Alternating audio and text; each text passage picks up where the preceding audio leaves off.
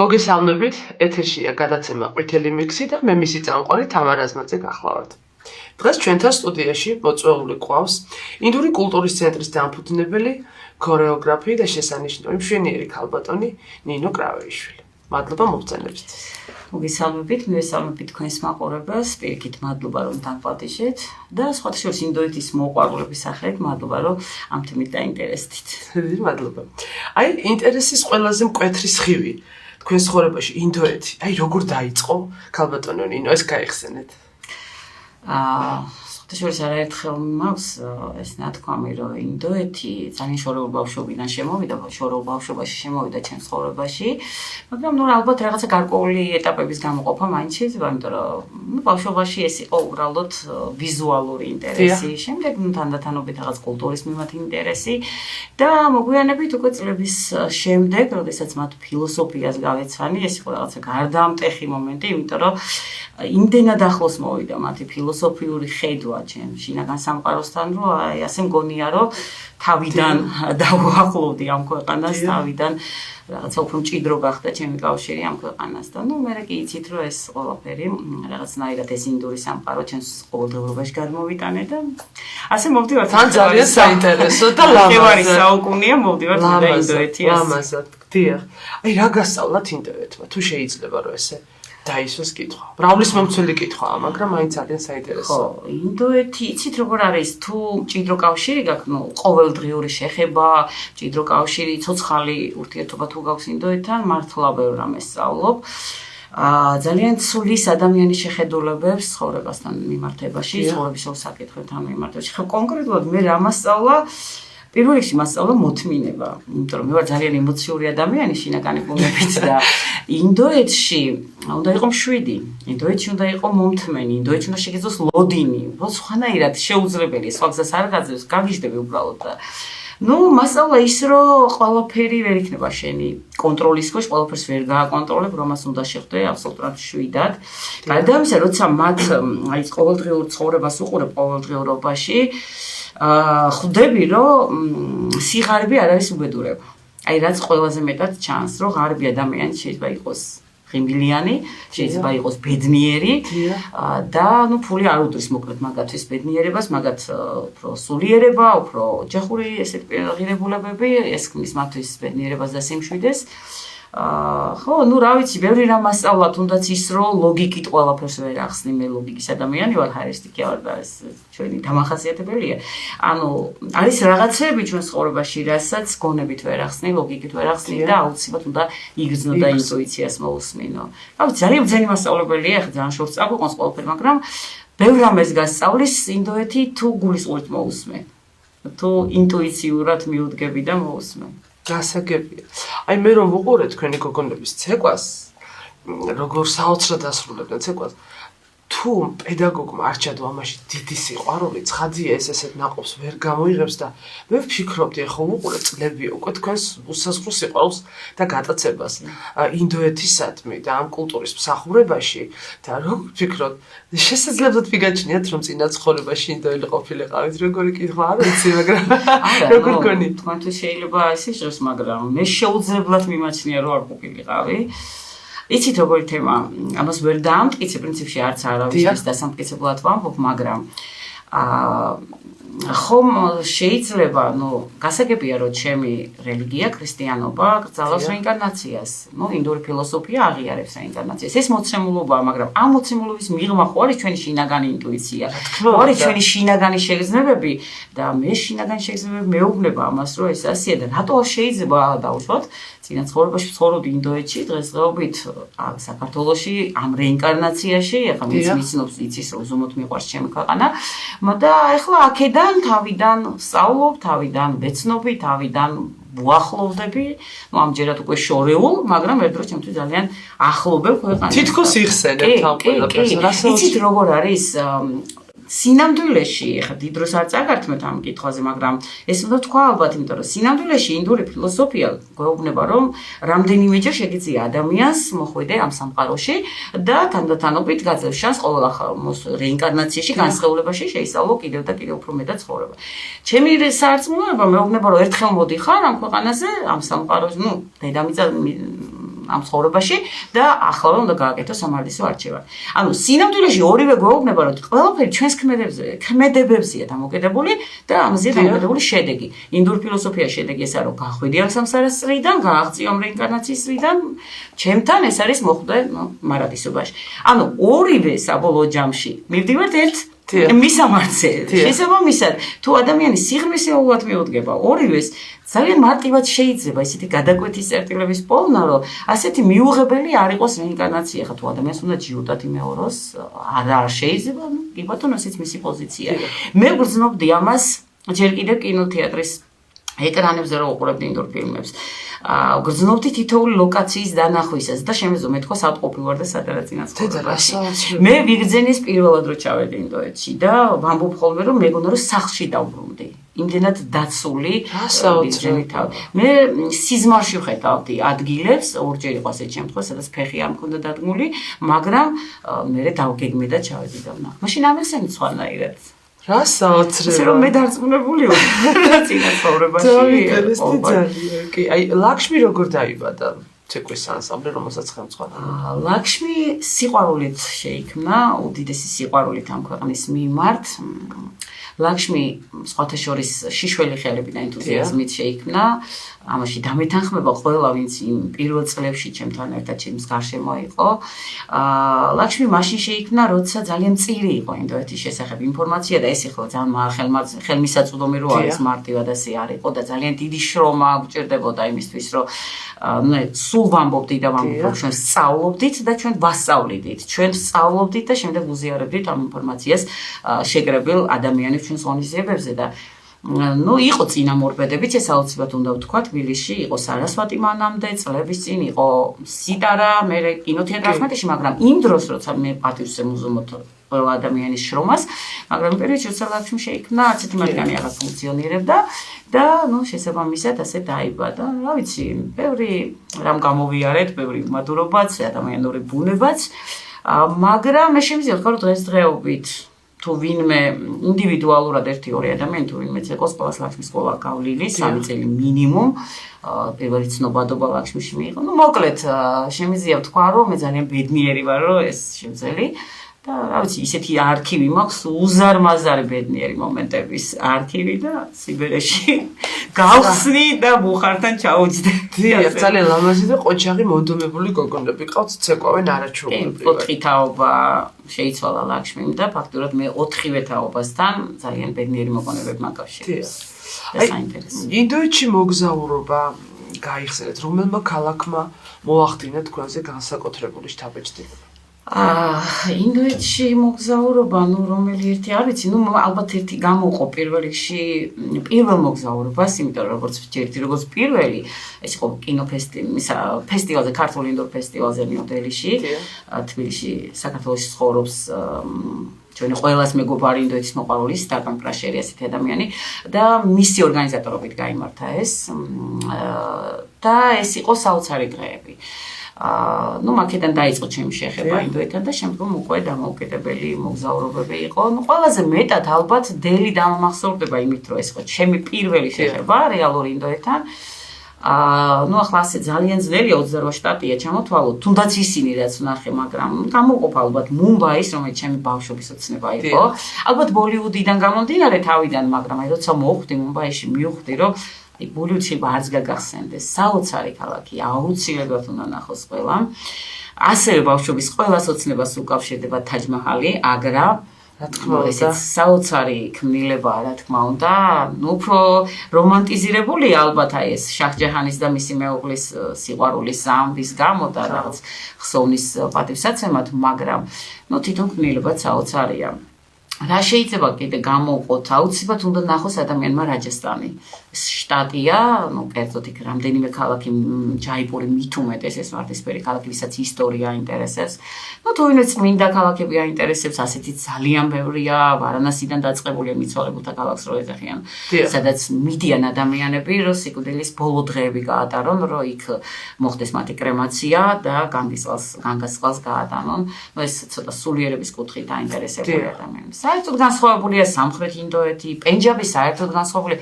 ძალიან ანუ ერთმანეთისგან განსხვავდება რეგიონები. 28 შტატია და აბსოლუტურად სხვადასხვა სამყაროში ხვდები სხვადასხვა შტატში, ენაც კი სხვადასხვა. წარმოგიდგენია.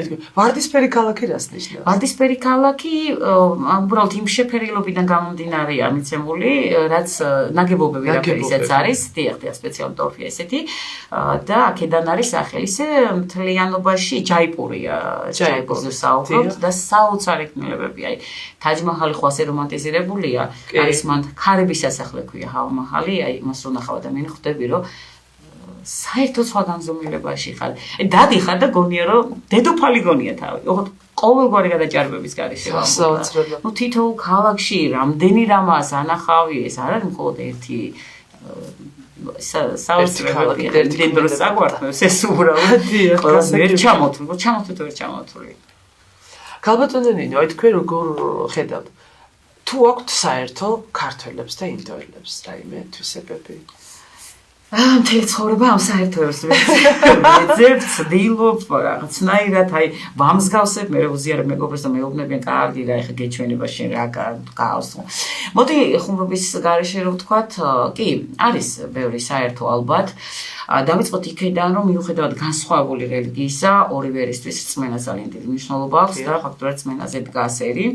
ნუ ყოველდღიურ ყოფითში სტუმართმოყვარეობა მოდი ესე ვთქვათ, ხო?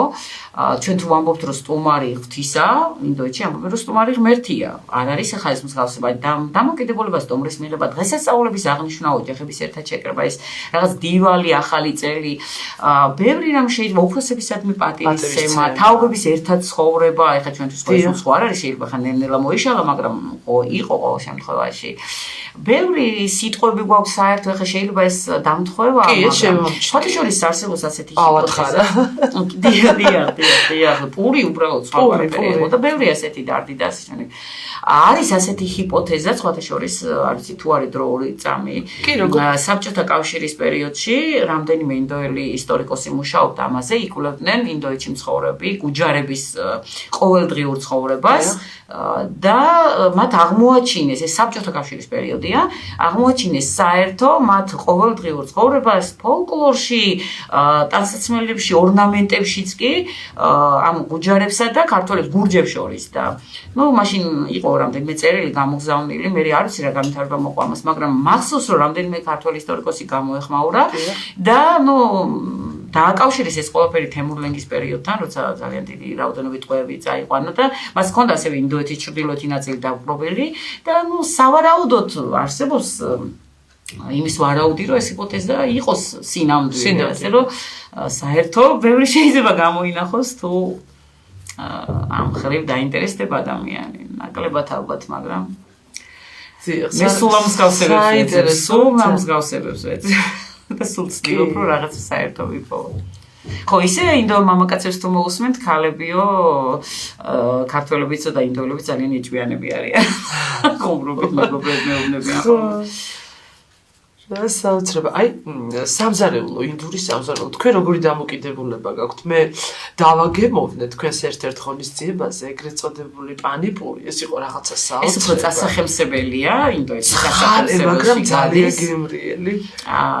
ხა ნახეთ ინდოეთში ასე მგონია, არ ვიცი, არ მგონია ალბათ ასეა, რომ ყველაფერს აქვს საოცარი სიღრმე. აი სამზარეულო, ახლა ვიღაცისთვის ეს არის კერძები, მაგრამ ინდოეთში ეს არის მთელი ფილოსოფია.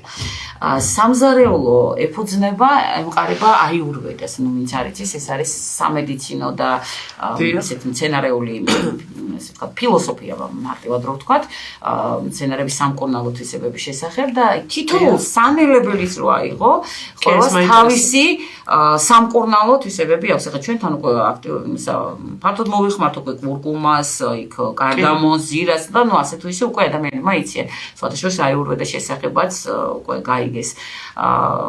ჩვენმა მაყურებელმა და რას საუბრობდი, რომ იმდენად მრავალფეროვანია, ყველა შტატში ესეც განსხვავებულია.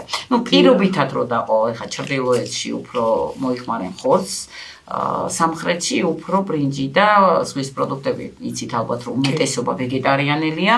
ვეგეტარიანული სამზარეულოს ასორტიმენტი აქვს იმხელა და ისეთი ფანტაზიები აი ამ მცენარეულ მარცვლეულის აკვების აუცილებლად ტკბილეული უნდა აღენიშნოს. ესეც ყველა შტატში განსხვავებულია და აი არის სასწაულად მიყვარს.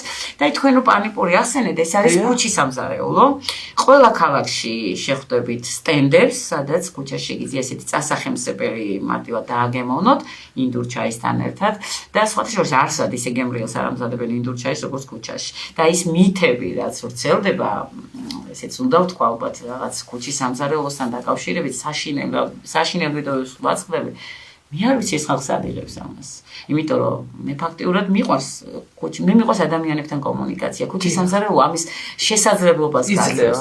იძლევა და რაღაც სხვანაირი ენერგია აქედან.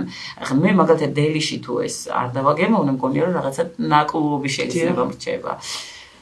არ ვიცი, ძალიან ვრცელი თემაა ესეც და ფაქტიურად ყველა რეგიონს, აი ტკბილის და მწარის საოცარი ბალანსია.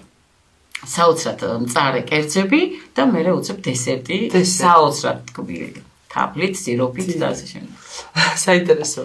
აი როგორ გონიათ, რაც ძალიან თვალსაჩინოა და ვიცით ყველამ, რატომ არის ასეთი მნიშვნელოვანი ინდურ ფოლკლორში სატრფიალო ლირიკა? ჩემი სუსტი წერტილი ყველაფერს გულზე გადის. სამაგალითო, ვისაბაძო სულ. ძალიან ჩემთვის ძალიან ემოციური თემაა ეს. იცით როგორ არის სასიყვარულო ლირიკა, ეს სატრფიალო ლირიკა, რაც თქვენ თქვით, ეს არ არის ინდურ ხელოვნებაში მხოლოდ რომანტიკისთვის, ასე ვთქვათ.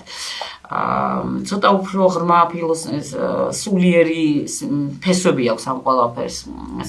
ესენი თვლიან ინდურ ფილოსოფიაში, რომ სიყვარული არის გზა სულიერებისკენო. ოღონდ აქ არ არის ფიზიკურ სიყვარულზე საუბარი, აქ არის ამაღლებულ სულიერ, რაღაც მოწიწებით ფორმაზე სიყვარულის. აი, მაგალითად, ჩვეულებრივად, ახლა ვიცი რომ შეიძლება ესეთი გამოიწვიოს გაკვირვება, ღმერთის და ადამიანის სასიყვარულო ისტორია, ხო? და რომ განმარტოთ აქვე მაგალითად რათას და კრიშნას და რათას უფრო სწორი იქნება სიყვარულზე მეგობრობის ამბავი, ხო? ამის მაგალითია და სხვათა შორის ეს სასიყვარულო ამბავი ძალიან ბევრ რამეს დაედო ინდურ ხელოვნებაში საფუძვლად. იგივე ჰოლის ცეკვები, რაღაცა ბიჭი გამოედევნა, გოგო გაიქცა, რაღაცა გაებუტა, მე ეს ყველაფერი რათას და კრიშნას სასიყვარულო თამაშებიდან არის. გარდა ამისა, ესეც როგორზე გადავდოთ სულიერებასთან კავშირი. ძალიან დიდი მნიშვნელობა აქვს ინდურ ხელოვნებაში, რომ ხელოვნების ნიმუში ეს იქნება პოეზია, სიმღერა, ცეკვა, კინოა, არ აქვს მნიშვნელობა ეხებოდეს ადამიანის ემოციებს. და თუ დააკვირდებით ხა ინდურ ფილმში რეჟისორმა ოპერატორმა შეიძლება გვერდზე გადადოს მარტივად გამოძვრეს რაღაცა იქ ჭუბის სცენების გადაღებაში ყველაფერში, მაგრამ არაფერს არ დააკლებს სასიყვარულო სცენებს. უმაღლესი ესთეტიკით გადაიღებს, ანუ იქ რაღაც წვიმაში ცეკვა, იქ თვალებით საუბარი, ის რაც ყველაფერი ამძაფრებს ადამიანის ემოციებს. რატომ სიყვარული? იმიტომ რომ სიყვარულის ემოცია ყველაზე მეტად ეხება ადამიანის შინაგან სამყაროს და, რა ვიცი ხა, სიყვარული თვითონ არის უნივერსალური ემოცია და ალბათ ამიტოა უნიკალური ინდური ხელოვნება, ну, ჩემთვის ნამდვილად ასე. ეხლა მინდოდა დამესვა კითხვა, რა გამოარჩევს მეთქი ინდოელ ხალხს სხვა ერებისაგან და თავისთავად ჩვენმა საუბარმა მოიტანა ამაზე პასუხი. მოდი პირველი ასე ვთქვათ. სულიერება გამოარჩევს იგივე რაც თქვით ფილოსოფიური ხედვა ცხოვრებისადმი და ტრადიცია. ტრადიციები ეს მათი ყოველდღიური ცხოვრების ნაწილია და ეს ისედაც თვალშისაცემია ძალიან ტრადიციული ერია. თაცალსეყად. ნუ ახლა ყოველდღიურობაში თუ გავაგზავნებთ, ბევრ რამ შეიძლება ჩამოთვალოთ, მაგრამ ეს სამი რამ განსაკუთრებით. აი, ოჯახი ინდოელებისთვის რა არის? ოჯახის ცნება ძალიან მნიშვნელოვანია და იმდენად რომ ზოგიერთი რამ ჩემთვის ცოტა გაუგებარიც არის. მიუღებელი თუ გაუგებარიც, მაგრამ ნუ მე პატივცემ, რა თქმა უნდა. ნახეთ როგორა პირველ რიგში იმით დავიწყოთ, რომ აი ეს თაობების ერთად ცხოვრება წეღან მახსენე.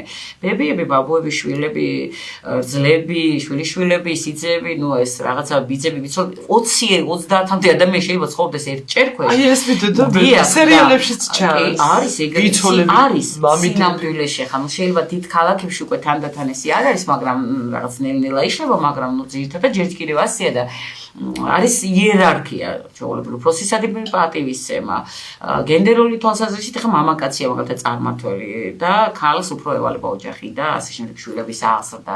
და არის კიდევ ერთი საინტერესო რამ ხა ოჯახის ფაქტორიდან გამომდინარე, ქორწინება, რაც ყველაზე აქ ჩანს ყველაზე მეტად რა მნიშვნელობა აქვს მათთვის ოჯახს. ორი ადამიანის ქორწინება ეს არის არა მხოლოდ ამ ორი ადამიანის კავშირი, ეს არის მათი ოჯახების კავშირი. ეს არის ამ ოჯახის დაამატეთ მათი სანათესაუწყლის კავშირი და თქვენ თუ იცით რამხელა სანათესაუწყლე ხარ, ხვდებით რამხელა პასუხისმგებლობა უკვე აღებული ოჯახის შექმნასთან დაკავშირებით. მე ინდივიდი, ანუ პიროვნება ხა ეს მინდა რომ სწორად იყოს აღქმული. ჯერ არის ვიღაცის ცოლი, ვიღაცის შვილი, ვიღაცის მამა, ვიღაცის დედა, ოჯახის წევრი და მერე არის მერე მოდის პირადი მე და შესაბამისად ნუ ეს რამხელა პასუხისმგებლობას ანიჭებს. ახლა ჩემგან რომ მიდიან სტუდენტები დღემდე რა თქმა უნდა გვაქვს მე კავშირი ხო? ახლა დამპატიჟეს ქორწილში დეკემბერში დედამ დამპატიჟა რომ ყველაფერი გადავწყვიტეთო ჰოროსკოპები შევათავსეთო და დეკემბერში ქორწილია და ნუ სიმბოლურად რა თქმა უნდა თანხმობა მისცეს და ნუ ახლა ამას ვერ ვიგებ ცოტა. ნახეთ ჩვენთან თუ ქორწინება არის სიყვარულზე დაფუძნებული ბედნიერებისთვის იქ თვლიან რომ ქორწინება არის ოჯახის შექმნისთვის. ნახეთ რა არის ოჯახი მათთვის არის რატომ მოვყევი ხა ეს. და სიყვარული მოდის მერე. ნუ არ მოდის, მაგრამ ნუ მოდის მერე ასე თვლიან. და ნუ ეს არის პასუხისმგებლობა ოჯახის წინაშე, ეს არის პასუხისმგებლობა შვილების წინაშე შემდეგ და განქორწინება შესაბამისად ჰინდის ენაზე განქორწინება სიტყვა არ აქვს. ძალიან სკეპტიკურად ნახა დღესდღეობით ხდება, მე არ ვამბობ რომ არ ხდება, მაგრამ უმეტესად ცდილობს წვლილი რომ ნათესავებისგან დამალოს, ჯუმად ცალკე იცხოვროს, ან წლობით ჭირდება, იმიტომ რომ იგივე რაც ქორწინების დროს, ეს უნდა გადაწყვიტოს ჯერ ოჯახი, ნუ წყვილმა კი არა მარტო, მათმა ოჯახებმა, მერე სანათესაო წრე, მერე ვიღაცა უნდა ჩაერიოს, იქ შუამავალი წლები ჭირდება ხოლმე. გასაოცრებელია. ასე რომ ოჯახი აი ეს ყველაფერი მოწმობს იმას, რომ მათთვის ოჯახი ძალიან მნიშვნელოვანია. ჩართული ოჯახური ღირებულება, ოჯახური ფასეულობა. ანუ ზოდიაქოს ნიშნებს ასეთ მნიშვნელობას ანიჭებენ, ქორწინება ამის გარეშე არ არსებობს. ნუ ეხა თუ ვინმე თვითნებურად სადმე ეხა დელიში, მუმბაიში შეიძლება კიდე, მაგრამ თუ ოჯახის თანხმობებით ხდება ქორწინება და უმეტესობა 80 ეხა გეუბნებით რამდენი სტუდენტი წავიდა ამ 16 მანძილზე ჩემგან და უმეტესობასთან კავშირი მაქვს, უმეტესობა დაქორწინდა და ყველა ასეა. აირჩია მეწყვილეთის, ვინც ოჯახმა შეურჩია. დაქორწინდა მას. და ჰოროსკოპი აუცილებლად უნდა შეთავსდეს, იმიტომ რომ ეს არ იქნება სიყვარულით ოჯახი, ამიტომ ეს გარანტია ერთგვარი იმის, რომ წყვილი შეეწყობა ერთმანეთს. როცა იქნება თავსებადობა, როცა იქნება სიმშვიდე, თვლიან რომ სიყვარული მოვა. თვლიან რომ მოვა. ეს არის სიყვარული ალბათ, მაგრამ რომელი ინდური ღვთაებისადმი ხართ უფრო მეტი სიმპათიით განწყობილი და რისი ღვთაება? ხო, ეხლა ნახეთ ღვთაებების იმხელა პანთეონი აქვს, ხო მე ვერ ვიტყვი ტყუილს, ყველა ნამდვილად არ ვიცი. ნუ ჩემი სიმპათიები ალბათ უფრო ნახეთ არის სამეული ბრაჰმა, ვიშნუ და კრიშნა, რომელიც ესა ბრაჰმა, ვიშნუ და შივა, რომელიც ასეთ ვიცი ყველა მიცის და ვიშნუს ერთ-ერთი რეინკარნაცია არის კრიშნა. ავატარი ერთ-ერთი ავატარი ის არის, როდესაც ღმერთი ჩამოდის დედამიწაზე ადამიანის ფორმით და არ არის აუცილებელი ადამიანის, ზოგჯერ იმიტომ უკვე თხოვნე ჩვენთან რომ რა არის კაცო რამდენი ღმერთები ყავდით, მაიმუნი, ექსპილო, ავატარია ეს, ავატართან გვაქვს შემთხვევაში საქმე და ერთ-ერთი ავატარი არის კრიშნა და ძალიან მესიმპათიურება, ასე ვთქვათ, კრიშნა რო გითხათ ახლა მე დიდი ინტერესი მათი რელიგიის მიმართ მე პირადად მაქვს არა, მაგრამ ნუ ვეცნობი ესე ზოგადად და ქალ ღმერთებში ლაქშმი სარასვატის, მაგრამ უფრო ლაქშმი ეს არის ბედნიერების, წარმატების, სიხვავის, ბარაქის მომტანი, ძალიან დადებითი ენერგიის მატარებელი ქალღმერთი და იმიტომაც უწოდე, იმიტომაც ეს სახელი შეურჩიე მე კულტურის სენს თავის. დიახ, ცხადი. აი ჩვენ შეგვინიშნა სერიალებშიც უყურებთ ხოლმე რაღაც სპეციალურ საანთლებს რომ ანთებენ რაღაცა საოცარი სურნელი აქვს დედამ ბავშვობიდან მახსოვს დედამ შეიძინეს რაღაც საოცარი სურნელი ჰქონდა იმ საანთლებს და თქვენ თუ ანთებთ ხოლმე და თუ არის რაღაცა წესი ერთგვარი, ანუ მარტო ბუდისტებს შეუძლიათ ამ საანთლების დანთება თუ სხვა რელიგიის წარმომადგენლებსაც შეუძლიათ? ნახეთ, ინდური საკმეველი ბევრნაირია, მაგრამ ხა ჩვენთან რაც ვრცელდება, ხა მე ჩამოვა სხვადასხვანაირი, მაგრამ უმეტესად გავრცელებული არის სურნელოვანი ჩხირები. ეს მზადდება ყვავილების და მცენარეების კომპონენტებისგან, ჩვეულებრივ და მე ორივე ეთერზეთებს, რომელსაც ისედაც გამოვიყენებთ არომატიზატორებს, ასე ვთქვათ, მარტივად ვთქვათ, სხვადასხვა არომატისთვის. ეხლა როგორ აიცით, აი ეს სურნელოვანი ჭხირები და თუნდაც ნებისმიერი საკმეველი, კი ბატონო, გამოიყენება ტაძრებში რელიგიური რიტუალების დროს, გამოიყენება მედიტაციების დროს, მაგრამ ასევე მას იყენებენ სახლებში, ოფისებში სასიამოვნო სურნელის შექმნისთვის და ეხლა იქ სადაც ტაძარში გამოიყენება, შესაძლოა არის გარკვეული შეზღუდვები წესები, მე არ ვიცი მართლა გითხრათ ეს ასე კარგად, მაგრამ მე თუ მას ჩემს სივრცეში გამოვიყენებ, უბრალოდ მეხმარება კონცენტრაციაში, მეხმარება დამშვიდებაში, მე მჭირდება ესეთი ცოტა კონცენტრაცია მიჭირს ხოლმე და რა მე ამაში ვერ ხედავ, მე პირიქით ყოველდღიურად, ყოველ მეორე დღეს თაფლის საეკლესიო სამთელთან მონაცვლეობით უფრო იმას ვიყენებ ლოცვის დროს, ამას უფრო რაღაც გონებრივი სამუშაოს დროს, სამუშაო მაგიდასთან, ასე რომ პირიქით, რა ვიცი, მე ძალიან ვეხმარება და არანაირი პრობლემა მის გამოყენებაში, რა თქმა უნდა, არ არის. საქართველოში უკვე თითქმის ყველა გამოიყენებაში. კი. აი, ჰოლის დღესასწაულზე მინდა გკითხოთ, მე დავესწარი კავკასიის სახლში თქვენს ღონისძიებას, გოგონებმა რომ იცეკვეს, არაჩვეულებრივი საღამო იყო. ჰოლის დღესასწაული იყო და ფერად ფხნილებს რომ აყვიდნენ ადამიანები ერთმანეთს, მე და თქვენ სურათიც კი გადავიღე. ლამაზი ფერების ის. აი, რა დატვირთვა და შინაარსი აქვს ამ დღესასწაულს? ბევრს აინტერესებს თემი. ჰოლის დღესასწაული ეს ერთ-ერთი ყველაზე გავრცელებული და ცნობილია ჩვენთან, იმიტომ რომ მოდი აქედან დავიწყოთ, რომ ფილმებში გაეწია ამ დღესასწაულს რომანტიზირება, ესე პოპულარიზაცია და ძალიან ლამაზია ვიზუალურად სანახო და არა მარტო ჩვენთან, ძალიან ბევრ ქვეყანაში აიტაცეს. ეს არის ფერების, გაზაფხულის, სიყვარულის ძალიან ბევრ სახელს არქმევენ, ასე ვთქვათ, დღესასწაული. ძირითადად უკავშირდება ძალიან ისეთ სიღრმისეულად თუ ჩავწვდებით ბოროტების დამარცხებას. მაგრამ უფრო ალბათ ინტერესი ამ დღესასწაულის მიმართ იმიტოა, რომ არის ყოველგვარი შემზღუდველი ნორმებისგან თავისუფალი. ანუ ერთად აღნიშნავს ასაკის მიუხედავად, რელიგიის მიუხედავად, ცოტა ისე მეტ თავისუფლებას აძლევს ინდოელ ხალხს, რაც მათ ასეთ ვისი აკლიათ ყოველდღიურობაში და ალბათ აქედან არის უფრო მეტად პოპულარული. ნუ ჩვენთან პირველებმა აღნიშნეთ თბილისში, ეხლა უკვე თვითონ ინდოელებიც ბევრი არიან. ძალიან მაღალ დონეზე აღნიშნავენ, რა თქმა უნდა, სხვა დღესასწაულებთან ერთადაც და რა ვიცი, ჩვენთან ძალიან პოპულარულია ეს დღესასწაული. თუმცა არანაკლებ ძალიან ესეთი საინტერესო დღესასწაულები აქვს. იგივე ნავრატრი, იგივე დივალი, ულამაზესი დღესასწაულები. დიახ, ნამდვილად. საინტერესო სიღრმისეული შინაარსი. აი ესეთი კითხვა მექნებოდა, როგორ ფიქრობთ, რამ წარმოშვა ჟესტების ენა, ასეთი საოცარი ინდურ ცეკვებში? კლასიკურ ცეკვებში. ხო, ჟესტების ენა, იგივე მიმიკების ენა, ასე ვთქვათ, კლასიკური ცეკვის ენა, ეს ძალიან შორიდან იღებს სათავეს ჩვენ წელთაღრიცხვამდე. არის ასეთი ნატია შასტრა, ასე ქვია, მოთხრობა დავარქვათ, ტრაქტატი დავარქვათ, უძველესი, ძველი წელთაღრიცხვიდან მოდის და იქ არის აღწერილი, დეტალურად არის აღწერილი მუდრები რა არის, იცით? აი, თითების მოძრაობები, რომელსაც კლასიკური ცეკვის დროს ვიყენებთ, ხო? და აი ეს თითების კომბინაციები, სხვადასხვა, აი ამ სისტემამ კომბინაციების არის დეტალურად აღწერილი. ჯერ კიდევ იქედან მოდის. ნუ შემდეგ რა თქმა უნდა მოხდა ამის დახვეწა, გაცოცხლება, ცეკვებად გადაქცევა, მოძრაობაში მოყვანა და ასე მივიღეთ უკვე ცეკვის, კლასიკური ცეკვის ის ფორმები, რითაც დღესდღეობით ასე ცნობილია ინდოეთი. და თავდაპირველად ეს საინტერესო ალბათ ესეც რომ გამოიყენებოდა ტაძრებში.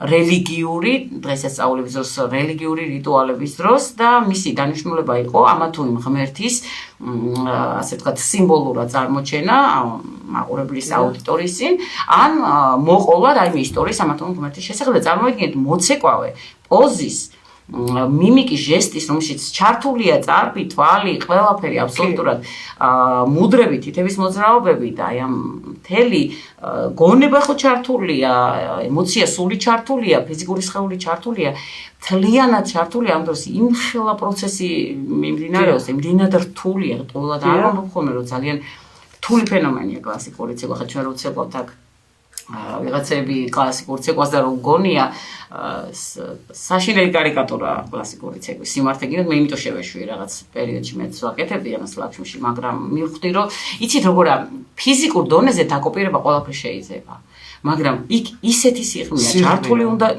მთლიანად უნდა იყოს ჩართული, როცა აი მე ქეთს ვიხრე ინდოელი მაყურებლის წინაშე, რომელიც ამას ეკიდება გაგებით, როდესაც უყურებს საქართველოში რაც კლასიკურ ცეკვას, იმიტომ რომ ხა ჩემი ქართული ცეკვა, რომელიც ლამის იდენტობის ტოლოფასია და ესე რომ ვიღაცამ და მიმახინჯოს არ ვიდა ეხა ცუდი თქვა, მაგრამ არა, თქვენ ხო თქვენ სიყვარულით ვაკეთებთ, მაგრამ მივხვდი რომ აი რაც უფრო სიღრმისეულად გავეცანი, რაც წარმოადგენს მათთვის კლასიკური ცეკვა. მივხვდი რომ შორს უნდა დადგე და საკმარისია ბოლივუდი, ფოლკლორი, კი ბატონო. ძალიან სხვა რაღაცასთან გვაქვს საქმე. ეს არ არის მხოლოდ ფიზიკური მოძრაობა, ამის თქმა მინდა. ეს არის გონების, სულის და სხეულის აი რაღაცნაირად ერთიანობა ცეკვის პროცესში.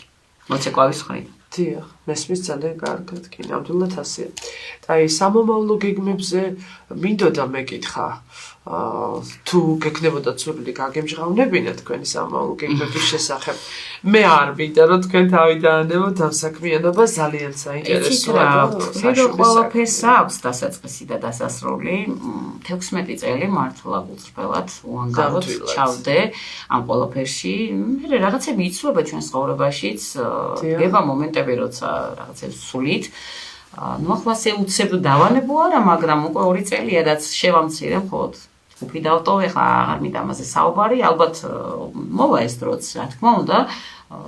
და ესეთი გაბედული რაღაცა დასამალი კი არა, პირიქით, არაფერი ისეთი მნიშვნელოვანი გეგმები ვაგრძელებ, ჯგუფი აგრძელებს ფუნქციონირებას, სადაც გვეძახიან მივდივართ, ეს იქნება დღესასწაულები, ტელევიზია, ასე შემდეგ, რა ვიცი, იქნება მოვახერხოთ ხო, ფიქრობ და ეს ახალი გოგონებიც ამათაც ვაჩვენო ინდოეთ. ნახოთ, კაცი ბჭობდა ღმერთი იცინო და რაღაცესია. ცხოვრება გვიჩვენებს. ყოველ შემთხვევაში უფრო შემცირებისკენ მივდივარ ვიდრე.